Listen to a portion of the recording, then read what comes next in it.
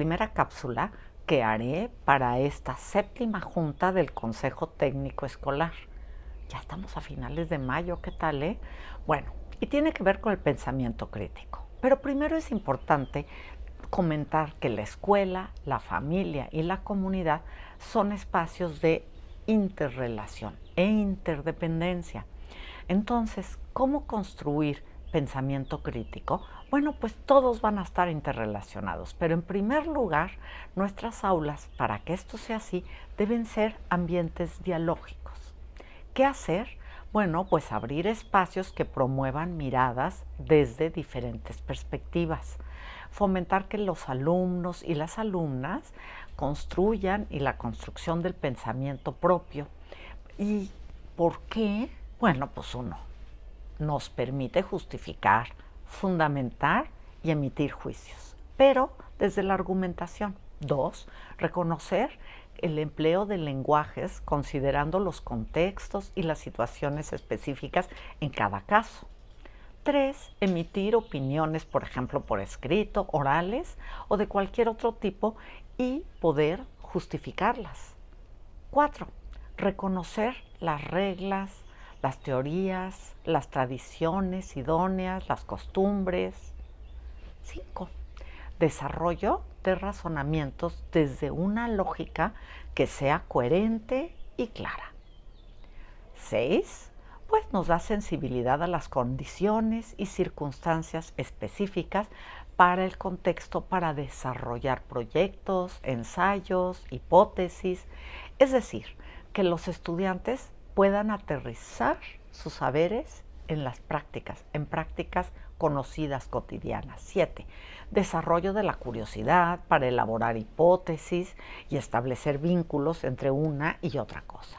Aprender a interrogar, a explicar, a prever hechos cotidianos. 9. Hacer razonamientos deductivos e inductivos y al distinguir, por ejemplo, causas y efectos.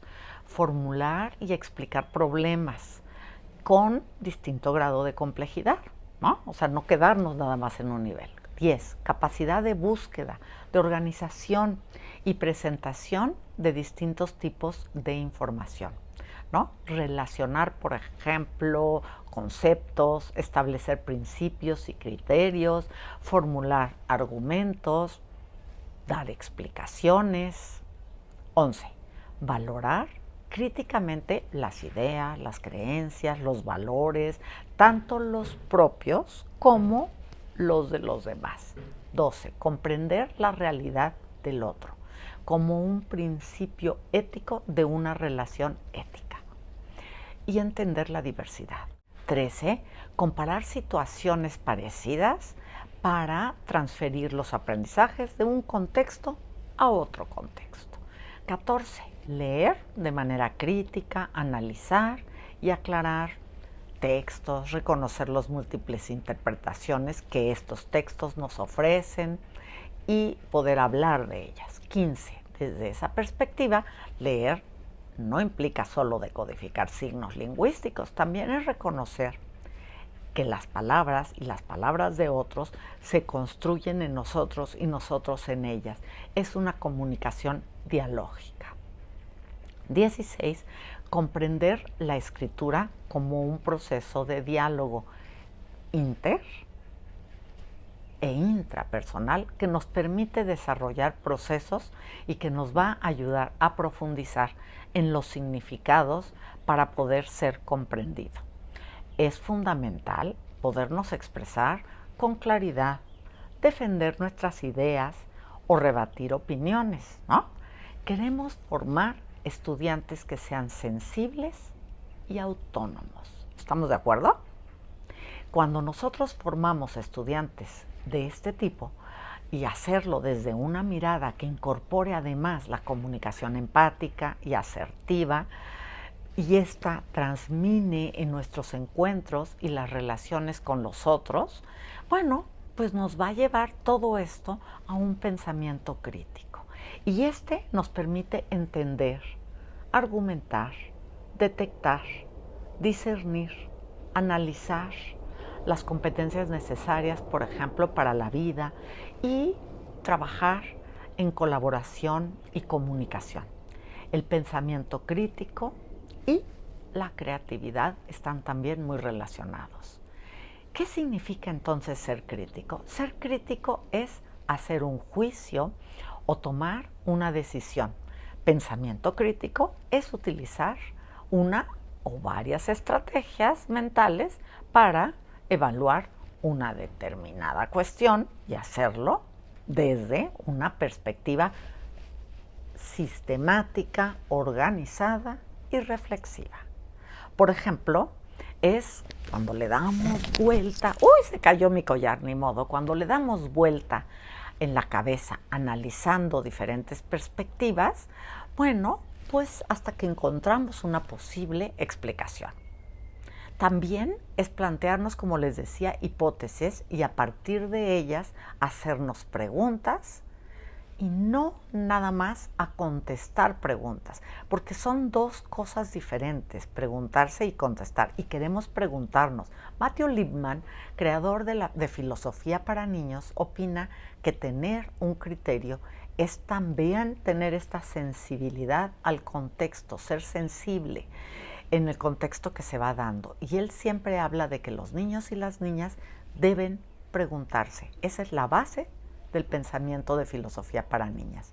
¿Sabías que un aspecto esencial para utilizar pensamiento crítico es si el estudiante tiene una actitud favorable hacia el estudio, que si hay motivación e interés? Porque estos juegan un papel muy, muy importante. Segundo, es también esencial que conozca la metodología para aproximarse a la tarea. No podemos pedirle, por ejemplo, que resuelva, que piense, que analice, si no sabe para qué, cómo o por qué. Entonces, para lograrlo, Ennis propone 1, hacer una enunciación muy clara del problema. 2, tener y buscar razones de los fenómenos. 3, mostrar esfuerzo constante para estar bien informado. 4, utilizar fuentes verosímiles y citarlas. Considerar la situación en un conjunto. Y 6, mantener atención en el tema principal. 7, procurar conservar el ánimo inicial, que se mantenga a lo largo de todo el proyecto. Analizar las diferentes perspectivas posibles es el 8. El 9 es manifestar una mente abierta.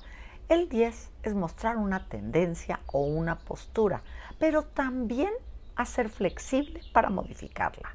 Los hechos, cuando los hechos lo vayan a justificar, y es una razón para hacerlo.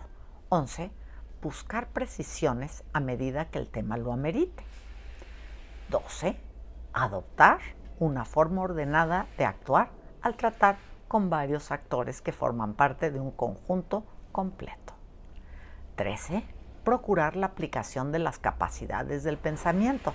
Si no se usa, se experimenta, se practica, jamás se desarrollará. 14, considerar los sentimientos de los demás. Facción en 1994 organizó una de las tablas habilidades que inciden en el pensamiento crítico. Y, por ejemplo, dijo que la interpretación, que es comprender el problema a estudiar. Por ejemplo, aclarando todos sus significados, determinar cuándo el propósito o cuál es el propósito del autor. Y esto permite determinar su veracidad, ¿ok? Análisis. Es descomponer la situación en partes diferentes, buscando componentes. Al hacerlo, nos permite identificar qué información falta para guiar el proceso de búsqueda, de buscar la información, ¿ok? Inferencia. Cuestionar las pruebas, proponer alternativas y sacar conclusiones fundamentadas. Evaluación. Juzgar la pertinencia si las premisas a las que llegamos son o debemos regresarnos y buscar otra. Explicación. Se describen métodos y resultados. Se justifican los procedimientos que decidimos hacer y se da una argumentación propia. Autorregulación. Esto tiene que ver con un autoexamen y autocorrelación. Es una reflexión compartida en la práctica. No suceden así, en un orden específico de aparición, estricto como aquí lo puse. Más bien se entremezclan, se avanza, se retrocede, pero para poder nosotros aplicarlos y explicarlos con los niños y las niñas, es imposible desmenuzarlos y conocerlos, ¿no creen? Al planear actividades en las aulas, uno elige habilidades de pensamiento crítico. Siempre debe estar presente. 2, describe estas habilidades. 3, haz un ambiente propicio. 4, planifica que se hagan estas actividades. 5, evalúa el proceso de enseñanza-aprendizaje, es decir, lo que es la evaluación formativa. Mañana, no mañana, en estos días voy a publicar una cápsula sobre una actividad de pensamiento creativo que pueden utilizar en sus aulas. Espero que les sirva, les guste y les ayude para poder, porque es con un material que van a poder descargar. Y si les gustó, denle like, compartan, suscríbanse al canal, pongan comentarios y hasta muy pronto.